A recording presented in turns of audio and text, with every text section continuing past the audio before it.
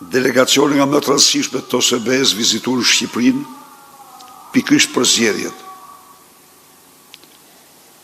Ne kemi dorëzuar emër mbi emër të gjitha atyre që po kryejnë krime zgjedhore. Por ne garantojmë se krimi zgjedhor do të quhet krim i rënd, do të kualifikohet krim i rënd, dhe ky është zotim solemn elektoral. Dhe se organizatat kriminale që po angazhohen në krimin zgjedhor, do bëjmë gjithçka për t'i shpallur organizatat terroriste, jo vetëm Shqipëria, por dhe faktori ndërkombëtar. Presidenti Donald Trump e hapi derën kësaj procedure. Dhe ai me një urdhër të veçantë shpalli kartel të drogës, organizata terroriste. Ne do i shpallim organizata terroriste dhe do lobojmë shumë në Europë dhe Shtetet e Bashkuara që këto të konsiderohen të tilla nga mbar faktori ndërkombëtar. Ne bëjmë gjithçka që shqiptarët të votojnë të lirë dhe po bëjmë gjën e duhur. Zoti Berisha, kryeministri edhe sot tha që është në epërsi ndaj Partisë Demokratike.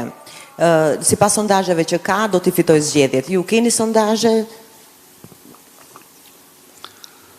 Sipas manipulimeve që ka,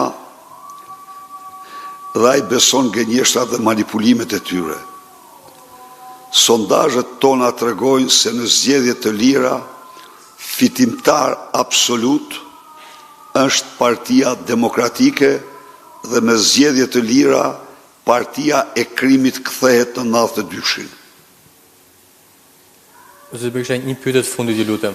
Ju denonconi vështirësitë e biznesit, keni denoncuar largimin e fuqisë punëtore në takimet e fundit, ndërsa prezantoni zgjidhjet tuaja me anë të platformës qeverise. Po faktori kohë është në favor të platformës suaj qeverise, pra a është vonë për këtë zgjidhje që jepni ju? Duke parë situatën e emigrimit, biznesit dhe gjithë situatën në Shqipëri. Pyetje e drejtë. Në qoftë se kjo platformë do të ishte zbatuar vite më parë, Shqipëria sot do të ishte